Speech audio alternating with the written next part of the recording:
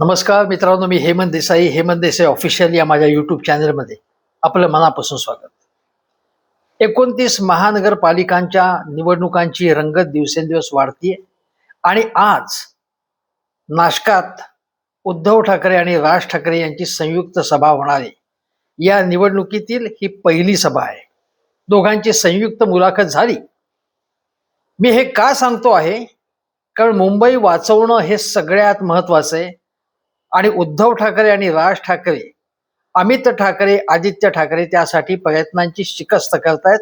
आणि ते केवळ ठाकरेच नव्हे तर त्यांचे दोन्ही पक्ष आणि त्यांचे कार्यकर्ते हे त्यासाठी लढतायत. हे मी आज पुण्यात पाहिलंय. पुण्यामध्ये खूप कमी साधन सामुग्री आहे त्यांच्याकडे. शिवसेना असेल, मनसे असेल, पण ते खूप शर्थीची लढाई लढतायत. भारतीय जनता पक्ष असो, एकनाथ शिंदे, अजितदादा यांच्याकडे प्रचंड पैसा आहे, प्रचंड कार्यकर्ते आहेत, महत्वाच्या ठिकाणी त्यांचे ऑफिसेस आहेत.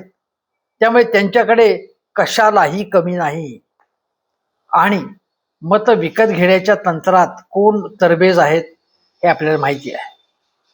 आज मला म्हणायचं आहे की मुंबईची वाट जी लावलेली आहे भारतीय जनता पक्ष, एकनाथ शिंदे या दोन प्रमुख पक्षाने, अजितदादा आहेत त्यांच्यावर, पण मुंबईची गोची झालेली आहे, मुंबईची वाट लागलेली आहे. याला हे कसे जबाबदार आहेत हेही आपल्याला बघायचं आहे. देवेंद्र फडणवीस सांगतात की सर्व विकास फक्त मीच करतो. एकनाथ शिंदेही तसं सांगतात. परंतु उद्धव आणि राज ठाकरे यांनी संयुक्त मुलाखतीत जेव्हा सांगितलं, विशेषतः राज ठाकरेही म्हणाले की स्वित्झर्लंडला ते गेले होते तेव्हा तिथे त्यांना दिसलं की काहीच प्रश्न नाही, सगळ्या समस्या सुटलेल्या आहेत. मग विरोधी पक्ष करणार काय? आणि मुंबईत सुद्धा एखादा बाहेरचा माणूस आला देशातलाच तर तो म्हणे, इथे सगळे हॉस्पिटल आहे, रस्ते, पाणी आहे. पण या समस्या ज्या खऱ्या असतात त्या तिथल्या माणसाला अधिक कळतात. आणि म्हणून उद्धव ठाकरे आणि राज ठाकरे दोघेही म्हणाले की आम्ही मुंबईकर आहोत अस्सल, आणि मुंबईकरांचे जे काही प्रश्न आहेत त्याच्याबद्दलची जी पोटतिडक आहे जी आमच्याकडे आहे ती इतरांना नाही. कारण हे लोक म्हणजे देवेंद्र फडणवीस हे नागपूरचे आहेत आणि त्यांना नागपूरमध्ये जेवढा रस आहे तेवढा मुंबईत नाहीये. एकनाथ शिंदे अधूनमधून दरेगावी जातात आणि त्यांचं लक्ष सगळं ठाण्यामध्ये आहे. अजितदादांचं लक्ष बारामतीत आहे. पण उद्धव आणि राज ठाकरे हे मुंबईकर आहेत, त्यांना मुंबईच्या समस्या नीट कळतात. आणि मी तुम्हाला सांगतो की अगदी काँग्रेस राष्ट्रवादीचं सरकार होतं जेव्हा, तेव्हा सुद्धा आम्ही नेहमी म्हणायचो की हे सगळे बहुसंख्य मंत्री मुंबई बाहेरचे आहेत. मुंबईतले रेल्वे, मुंबईतल्या बेस्टच्या समस्या, मुंबईतल्या कचऱ्याच्या समस्या याबद्दल त्यांना फारसा इंटरेस्ट नसतो. काँग्रेस आणि राष्ट्रवादीच्या सरकारमध्ये मधल्या मंत्र्यांना सुद्धा ते कळत नव्हते किंवा त्यात त्यांचा रस नव्हता काही. पण ठाकरे बंधूंना मात्र रस आहे आणि त्याची कळकळ आहे जी बाळासाहेब ठाकरेंना होती. आता बघा, राज ठाकरे आज एका चॅनेलला दिलेल्या मुलाखतीत काही महत्वाची त्यांनी विधानं केली. ते म्हणाले की मला 2024 ते 25 दरम्यान एक व्यक्ती भेटली, तिने मुंबईत आगामी काळात होऊ घातलेल्या गोष्टी आणि आराखडा सांगितला काय होणार आहे. आणि राज्यातील महानगरपालिका निवडणुकांना इतका उशीर त्यासाठीच झाला कारण राज्य सरकारला काही गोष्टी या प्रशासकामार्फत करून घ्यायच्या होत्या. निवडणूक होऊन दुसऱ्या पक्षाचं सरकार आल्यावर त्रास नको म्हणून या सर्व गोष्टी आधीच करायच्या होत्या. केंद्र आणि राज्य सरकारचा सर्व फोकस हा MMR रिजनवर आहे. म्हणजे मुंबई महानगरचं क्षेत्र आहे, सगळं मुंबईच्या आसपासचा सगळा भाग, त्यामध्ये त्यांचं रस आहे. आणि आता वाढवण बंदराच्या बाजूने एअरपोर्ट होत आहे. वाढवण विमानतळ कशासाठी बांधले जाते, ते इथून मुंबईचा सगळा कार्गो, मुंबईचा माल आहे तो मुंबईचे जे बंदर आहे ते अगदी JNPTचा सगळा धंदा तो वाढवणकडे जावा. मुंबई एअरपोर्टचा जो धंदा आहे तो सगळा नवी मुंबई विमानतळ जो नवीन झालेला आहे तिथे वळवायचा. आणि वाढवणलाही एक एअरपोर्ट होतं. याचा अर्थ काय की मुंबईचं महत्व जे आहे, मुंबई शहराचं महत्व ते कमी करायचं का? कारण मुंबई विमानतळाची जागा आहे किंवा मुंबई पोर्ट ट्रस्टची जागा आहे, याच्यावरती या मंडळींचा डोळा आहे आणि लाडक्या उद्योगपतीचा डोळा आहे. ते सगळं क्षेत्र, कित्येक शिवाजी पार्कची मैदानं मिळून होईल एवढं क्षेत्र आहे जे मुंबई विमानतळाचं आहे. यावर या मंडळींचा डोळा आहे आणि लाडक्या उद्योगपतीला सगळ्या खैरात करायची यासाठी हे सगळे चाललेले. आणि हे सगळं गुजराती उद्योगपतींच्या भल्यासाठी, त्यांची धन करण्यासाठी चालले, हे राज ठाकरे ओरडून ओरडून सांगतायत.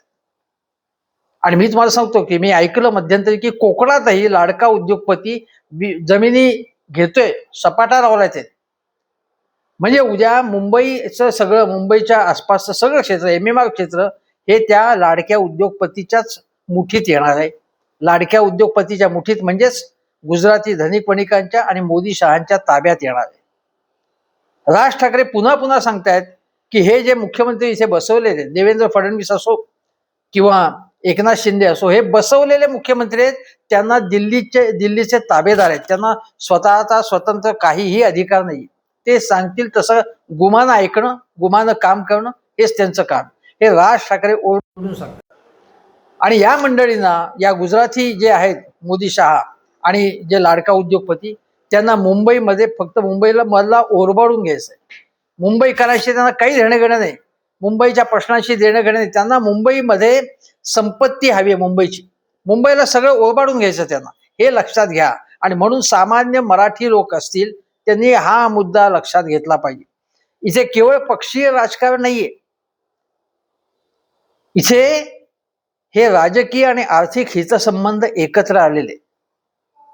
ज्याप्रमाणे रशियामध्ये पुतीन आणि त्यांचे काही लाडके उद्योगपती आहेत, तशा प्रकारची स्थिती भारतात आलेली आहे, हे लक्षात घ्या.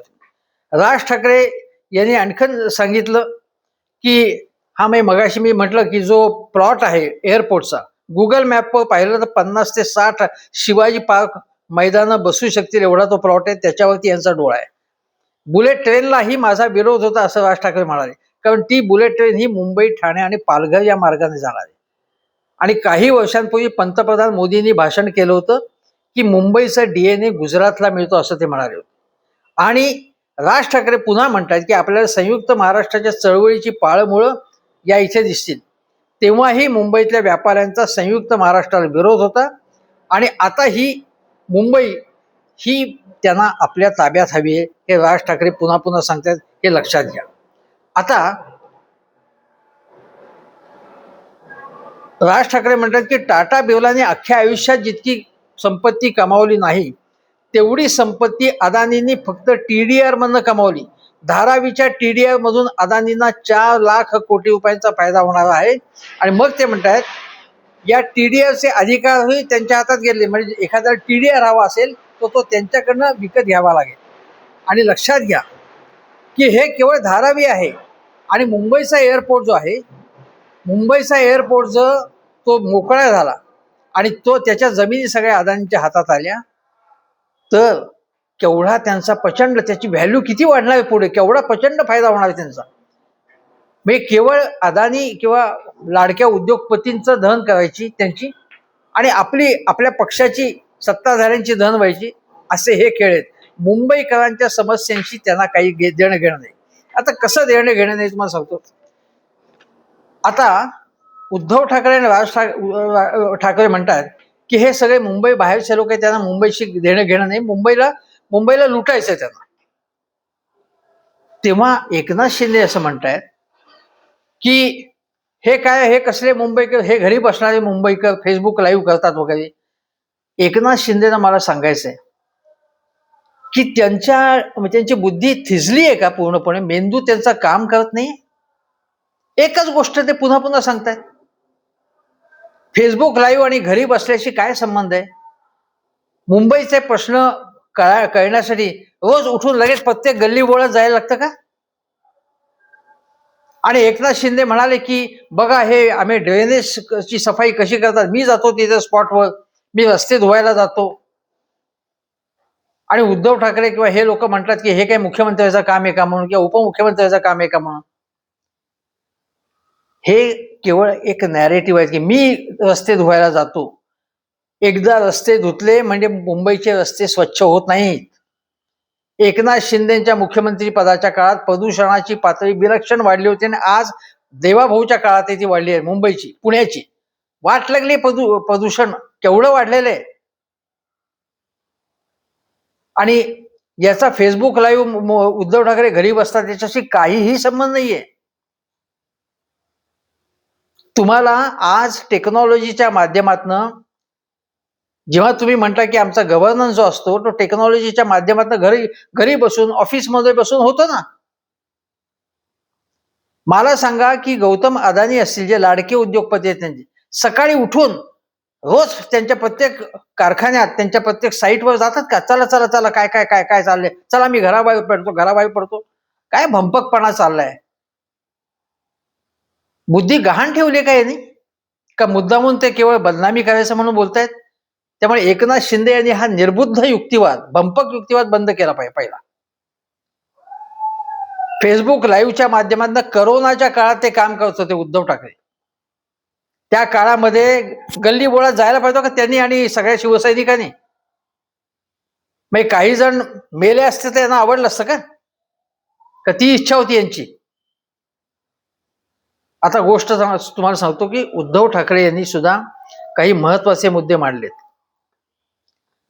आणि ते मुद्दे असे की उद्धव ठाकरे, पहिले मी दुसरे मुद्दे सांगतो ना, की अशोक चव्हाण जे काँग्रेसमधून भाजपत गेले, कमळ हातात घेतलं, त्यांनी अनेक मुस्लिम नेते, नगरसेवक वगैरे आपल्या पक्षात ओढले, काँग्रेसमधनं भाजपमध्ये. आता मग उद्धव ठाकरे म्हणतायत की भाजपने केलेलं ते अमर प्रेम आणि आम्ही जर समजा आमच्या मागे मुस्लिम आले, समजा आमच्या धोरणांना, आमची धोरणं त्यांना आवडली म्हणून, तर तो मात्र लव जिहाद हा नेमका प्रश्न उद्धव ठाकरेंनी विचारला. साधू हत्याकांड त्याच्या प्रकरणात उद्धव ठाकरे सरकारला बदनाम करण्याचा प्रयत्न जाणीवपूर्वक झाला. सगळ्या देशभर बदनामी फुकटची करण्यात आली, काहीही संबंध नव्हता त्याचा करण्याचा, अशी बदनामी करण्याचं कारणच नव्हतं, सरकारचा काहीही दोष नव्हता. आणि आता त्याच्यातल्याच आरोपीला हे आपल्या बरोबर घेतात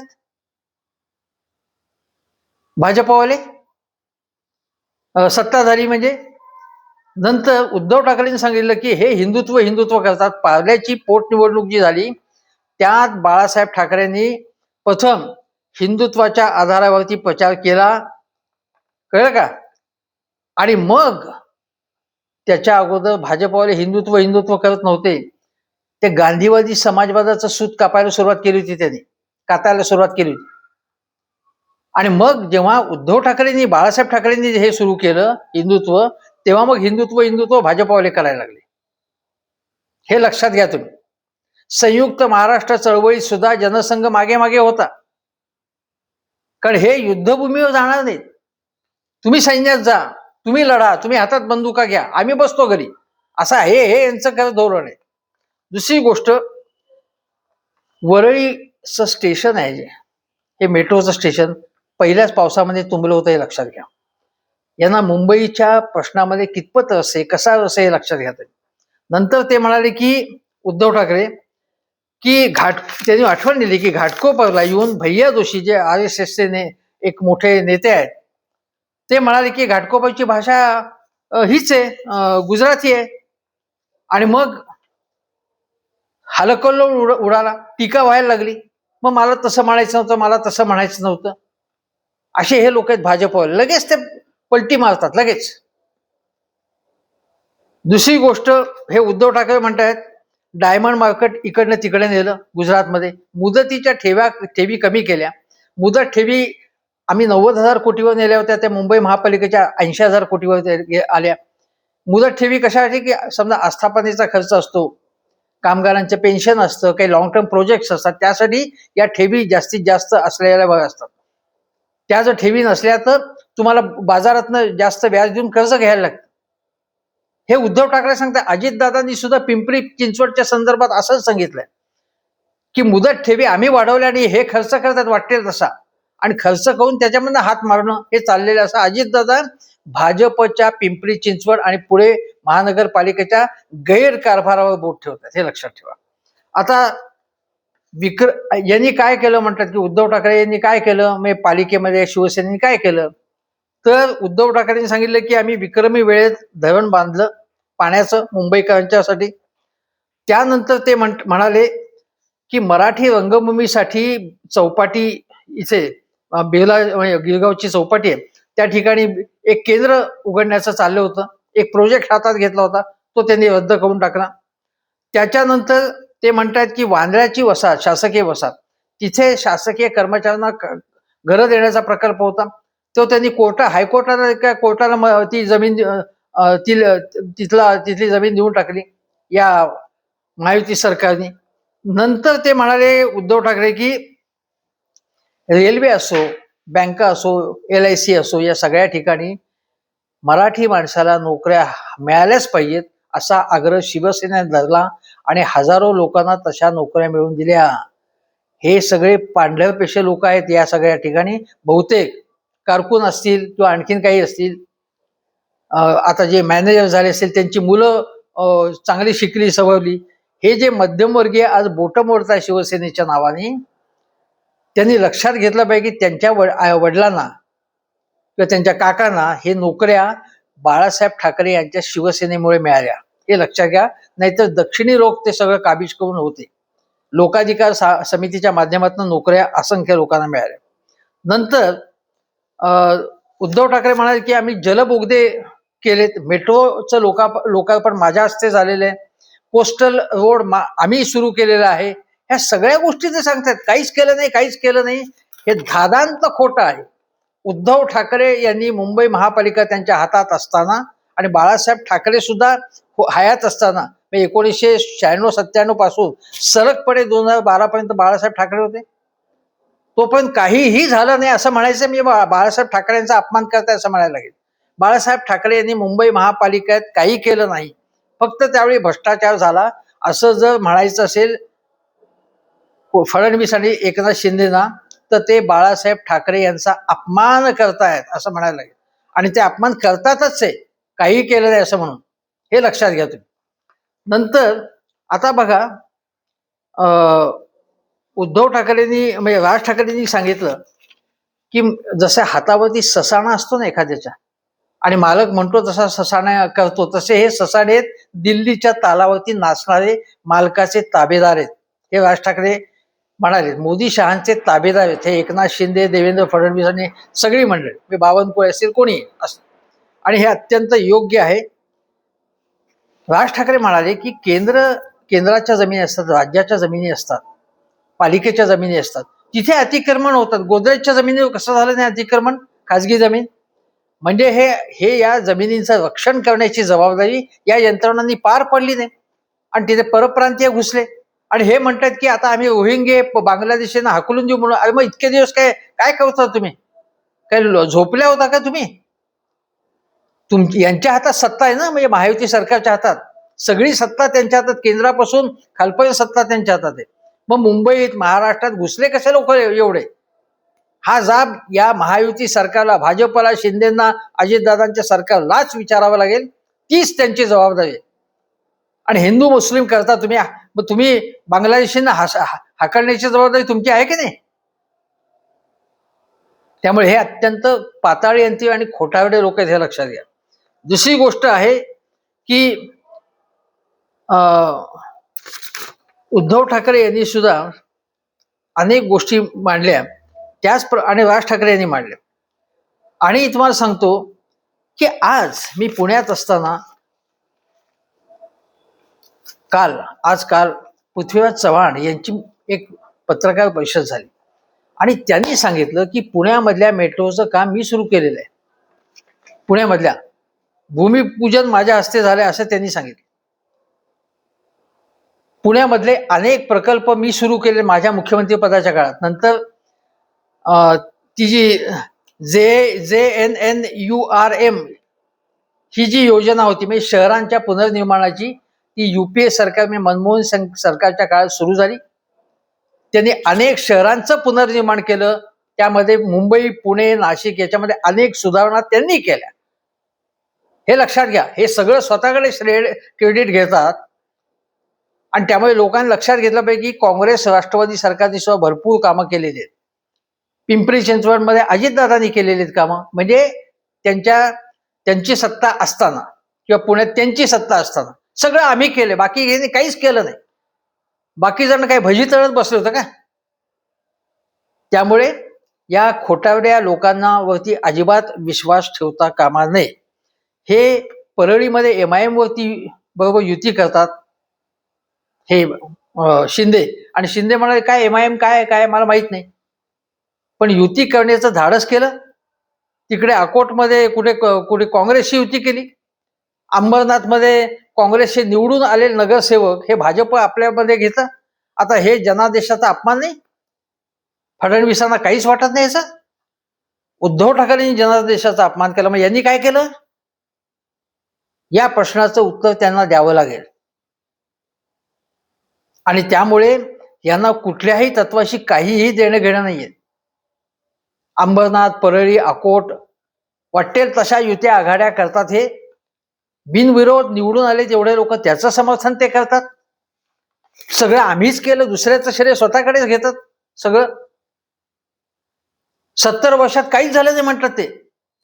आणि उद्धव ठाकरे यांच्या काळात हातात महानगरपालिका असताना काहीही केलं नाही त्यांनी असं म्हणतात. दादांत खोटं बोलतात. आणि जर उद्धव ठाकरे यांच्या हातात महापालिका असताना भ्रष्टाचार झाला असा आरोप होता त्यांचा, ते 1997 ते 2022 2017 पर्यंत ते एकत्र होते दोघं, भाजप आणि एकसंध शिवसेना. तेव्हा का बोलले नाही ते? का ते वाटेकरी होते ते कथित भ्रष्टाचाराचं? याचं उत्तर द्यावं लागेल त्यांना. त्यामुळे हे अत्यंत लबाड लोक आहेत, धूर्त लोक आहेत, कारस्थानी लोक आहेत, कपटी लोक आहेत.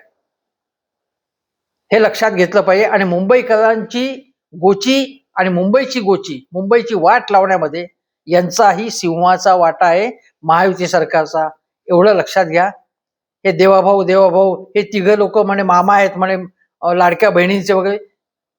यांच्याकडे पैसा आहे म्हणून वाटेल तसा ते प्रचार करू शकतात. तुमच्या डोक्यावरती हॅमर करू शकतात अनेक गोष्टी. खोट्या गोष्टी खऱ्या म्हणून तुम्हाला वाटायला लागतात. पुन्हा पुन्हा सांगितल्यावर अजिबात विश्वास ठेवू नका यांच्यावर. हे लक्षात ठेवा. तुर्तास एवढंच. हेमंत देसाई ऑफिशियल हा माझा YouTube चॅनल जरूर बघा. चॅनल सबस्क्राईब करा. धन्यवाद.